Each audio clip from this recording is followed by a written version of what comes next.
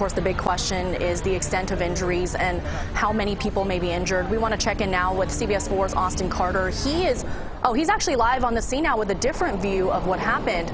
Austin. And Francis, seeing the damage out here in person, horrifying is the word to describe this. I want to push in here right now so you can take a look. It really looks like a bomb went off here. You can just see so much debris, much of it dangling right now. And you have to wonder what it was like for the people who were inside this building, possibly asleep, when this partial building collapse happened. And really to paint a picture of what this is like here, take a look at some of those fans there. Some of them are still spinning, and up towards one of the higher levels there, it looks like there's a kid's bunk bed there. You gotta, again, wonder what it was like for these people possibly asleep. We do know, our sources tell us, at least one person dead, at least 9 others were taken to area hospitals as a result of this partial building collapse. Still here, you can hear faintly in the distance what sounds like some sort of alarm that continues to ring here through the morning hours as fire crews remain on the scene. We've also got helicopters circling above from Miami-Dade County here, still assessing exactly what happened, trying to figure out what caused this partial building collapse. Now, firefighters, they did use different ladders to reach people who were trapped on their balconies.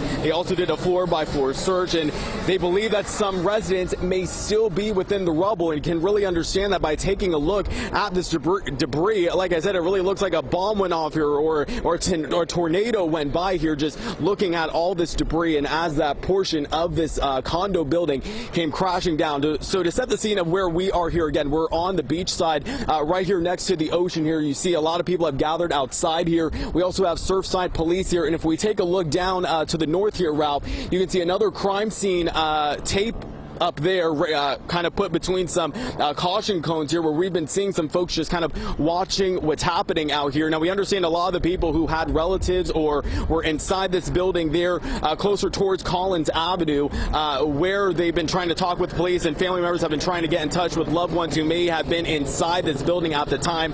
On this side, we've really just been seeing a lot of residents who live kind of in the area here, either on Miami Beach or were wanting to visit or check out the damage here, just stopping by to take a look at all this debris. And understandably so, this is really just an incredible sight to see, an incredibly scary sight to see out here on Miami Beach. But again, we know that at least 9 people taken to area hospitals, at least 1 person dead so far. We're working to get more details, and again, you can understand firefighters really have their hands full trying to make sure that everyone is out of here, and that they can just account for anyone who may have been in this building at the time of that partial building collapse. That's the very latest here live in Surfside. I'm Austin Carter, CBS 4 News. And Austin, before you go, you were actually at JMH earlier before you switched locations to give us a different vantage point from this building. What can you tell us about that scene there? Because I know the big question on everyone's minds are, you know, what the extent of the injuries have been. Exactly, and that's really one of the questions, Francis, we're trying to get answered here. Number one, how many people were injured? Well, we know at least 9, but we really want to know, what are their injuries? You've got to imagine there were people scattered maybe on different floors, so we're not sure what their injuries are. But I can tell you, earlier on in the morning, that's when we really started to see those ambulances making their way into Jackson Memorial Hospital. We also know some people were taken to Aventura Hospital, but again, we're trying to get an update of what their condition is, how were they injured, and of course, there's the possibility of more people being taken to the hospital as a result of this, and that could happen throughout the morning. Now, we just need to get an update, but you can imagine this is a very fluid situation. Crews trying to figure all this out, possibly still rescuing people, so we could definitely see that number start to change, but definitely a busy morning at JMH, at least, Francis.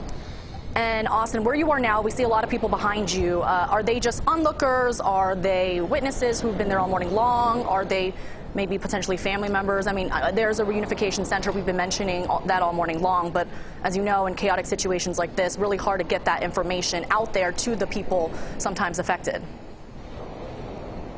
It really is, and you know, for people outside here, they see the camera, they see our microphone, and they're asking us for updates on what happened, but we haven't heard from anyone who may have had family members inside, or anyone who was inside. As you said, it seems like a lot of those people have made their way to that reunification center, but what we have seen out here, if we pan over a little bit, I just spoke to that woman there at the far end, possibly talking there on FaceTime. She told me that she does live in this area. She didn't hear what happened, but she certainly wanted to come out here, pretty disturbed to see something like this happen. There's certainly a lot of high-rise buildings here, so you've got to imagine that neighbors are certainly concerned about what happened. They're waiting on some answers as well. But again, a lot of onlookers here, even farther north along the beach here, just watching this all unfold, taking pictures, talking with one another, taking videos, and trying to, just figure out exactly what's gone on here. Yeah, of course, a lot of people very concerned and just trying to get a picture of what's been going on. Austin, thank you very much for that.